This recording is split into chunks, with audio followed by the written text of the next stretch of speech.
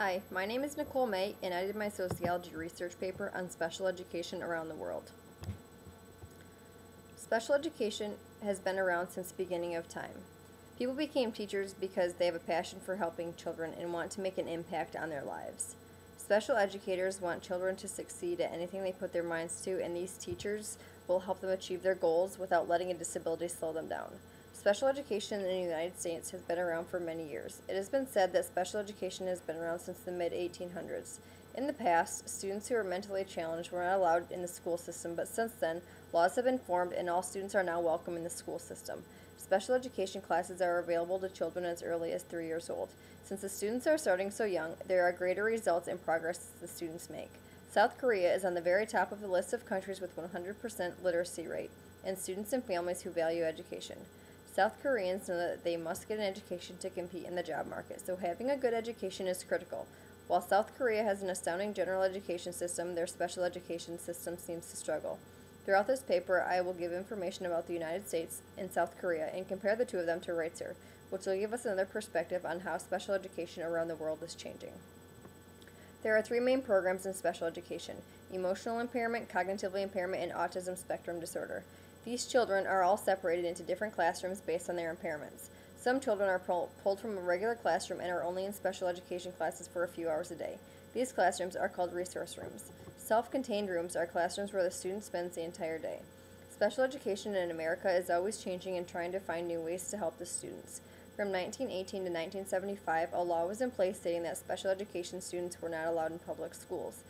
Special education students either had to stay at home or be homeschooled or were put into institutions. In 1975, a law was passed allowing disabled students to now attend public schools. For many years, students with special needs were not able to get the education they needed. Education is much different now for students with special needs. There are now approximately 6 million students who are enrolled in special education classes. Although there are many positive things to look forward to as a homeschool student, there were also negative effects. As a homeschool student, you would not be getting out as much. The schooling would most likely take place at home. Therefore, the child would not get out to see other schoolmates. Parents of special needs children need respite time. If you are at home being a parent, then on top of that a teacher, you will have no time to yourself. These parents need a break once in a while, mentally and physically. Having a special needs child is a lot of work, and at some point in time you need a break. As a teacher or parent, you are your own school system. There is no other faculty to stand behind you or help you when you're in trouble. In the early 1900s, if students were not homeschooled, they were institutionalized. And those times have now changed, and rather than shipping the special needs child off to an institution, there are new types of specialty schools for children. The schools specialize in areas for children with all different kinds of needs. The students do not live at these institutions. They come and go daily like they would at any other school. These specialty schools are very structured and focus on what the student needs help with, whether the need is physical or emotional. At these institutions, they are staffed with faculty who are highly trained. In special education, there are all different kinds of students. All students have different needs that have to be met depending on what kind of impairment the student has. Some disorders do not show up until later in these child's lives, so if they start school early, they can be in classrooms with children who have all different disorders. The children in the 3 to 5 year old range are often tested in different ways to see what signs of impairments they are showing. In most cases, the student is not diagnosed until they are at least 6 years old.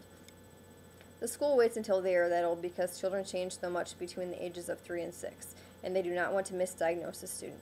In some schools do not have enough students to separate the programs, so sometimes the autistic students combine with the cognitively impaired students. The students-to-teacher ratio in the classroom is roughly 1 to 6. There will be one teacher, and based on how many students in the classroom, and one aide to help out. Some students have to have one-on-one time with the instructor, and this is a benefit to having the small ratio of teacher to student. In 2004, the Individual Disabilities Act was put into place. This act was put into place to guide the schools on how to go about disciplining students with disabilities. This act contains important information on how the schools can discipline students with disabilities.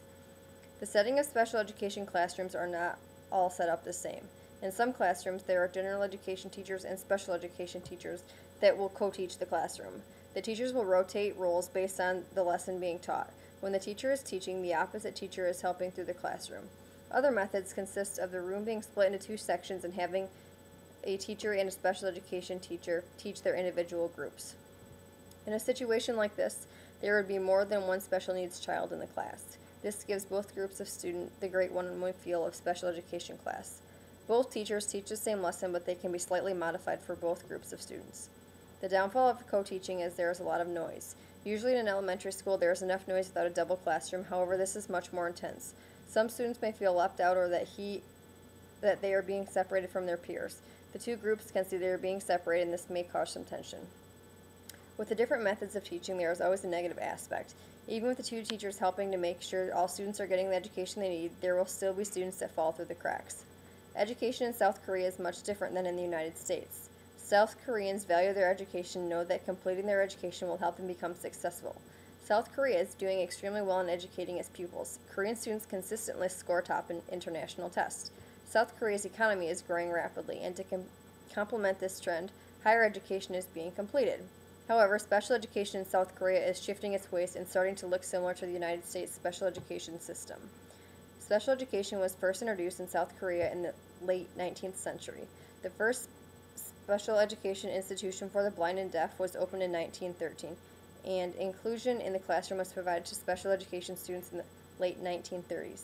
The education law established in 1949 directed all provinces in South Korea to found special education schools and classrooms.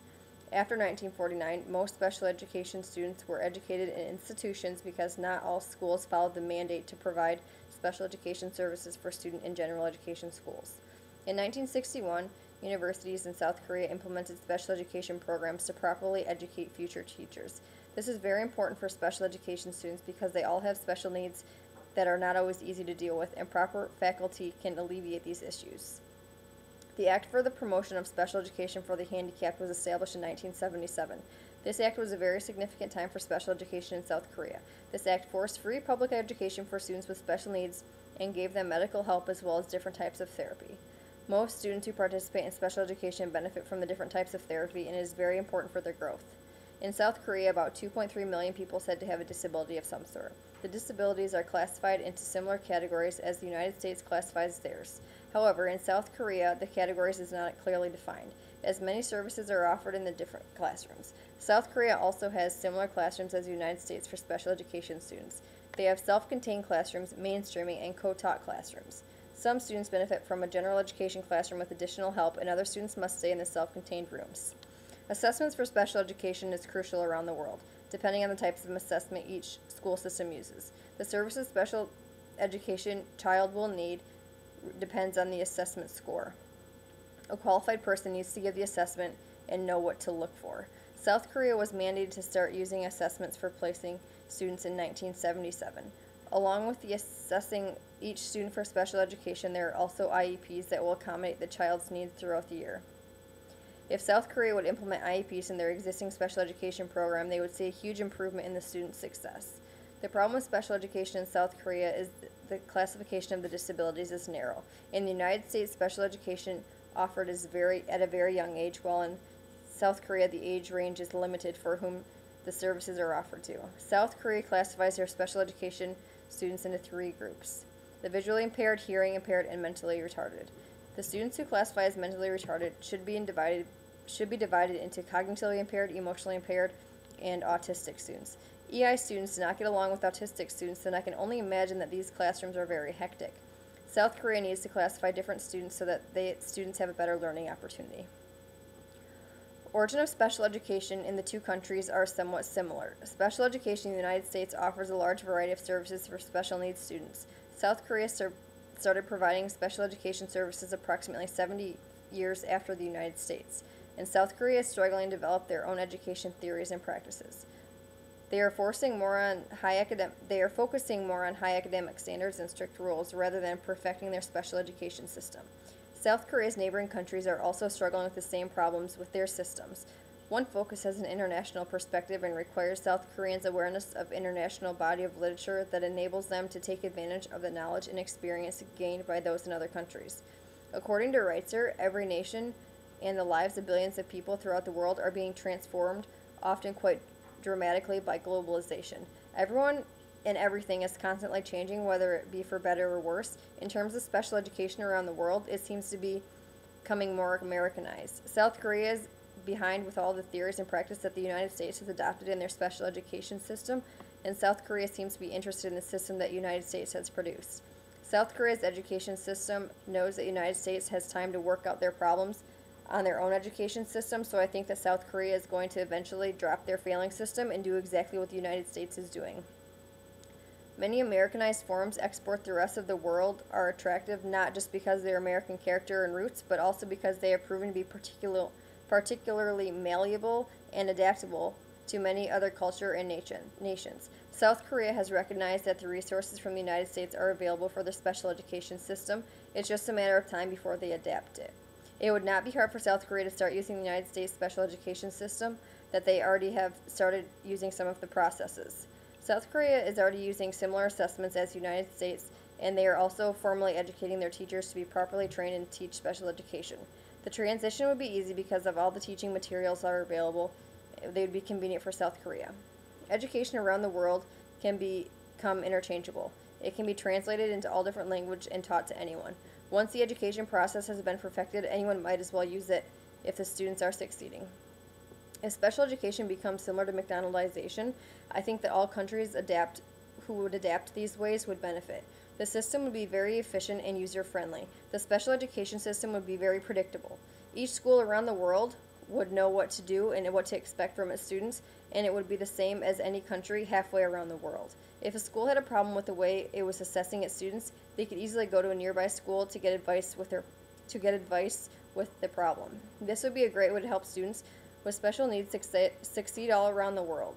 Even though there are negative aspects to the idea of McDonaldization, the process could help change the prognosis of special needs students.